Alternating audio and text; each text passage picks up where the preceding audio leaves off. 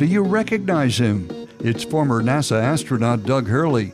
He flew on the Space Shuttle and also the first SpaceX crewed flight to the ISS.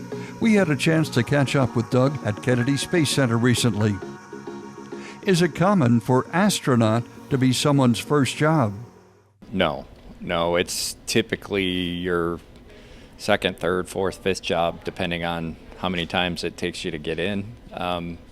But certainly, it's not your first career. It's at least your follow-on. I was lucky enough to get picked the first time I applied, which it happens with some people, but there's other people. They applied several times before they get in. You flew on the last Space Shuttle mission from the Cape and were the first to help restart human space flights on the SpaceX Crew Dragon capsule. What was that like?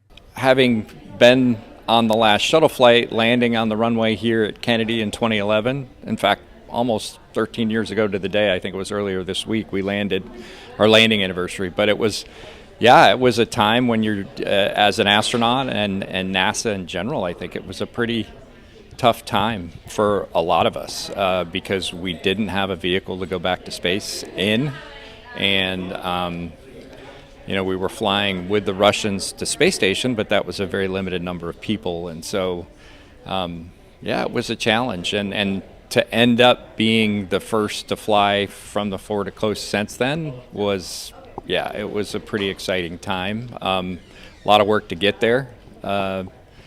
Working with SpaceX, and originally we worked with SpaceX and Boeing, and then of course we were split off when we were selected for those particular flights. So just an incredible honor, lucky to have been part of it, and it was a good way to wrap up my career as a flyer.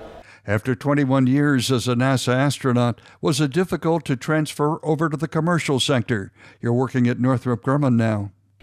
No, I don't think so. It's a big change. I'd worked for the government in one way, shape, or form for 30 plus years, so I think it was a transition. But I think part of it was just it was time for something different.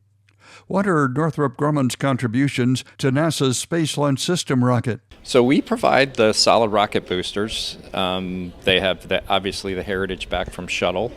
The differences being, the Artemis SLS boosters are 5-segment boosters, whereas Shuttle was 4. So obviously you get increased thrust. We get about 3.6 million pounds of thrust out of each solid rocket booster, so 7.2 with the twin solid rocket boosters. We also provide significant components for the launch abort system. So in the event that the crew would need to get away from the rocket, that would pull them away from the rocket, something we never had in Shuttle. So it's great to have that backup if something terrible happened with the launch vehicle. Former astronaut Doug Hurley talking to WFIT at the Kennedy Space Center.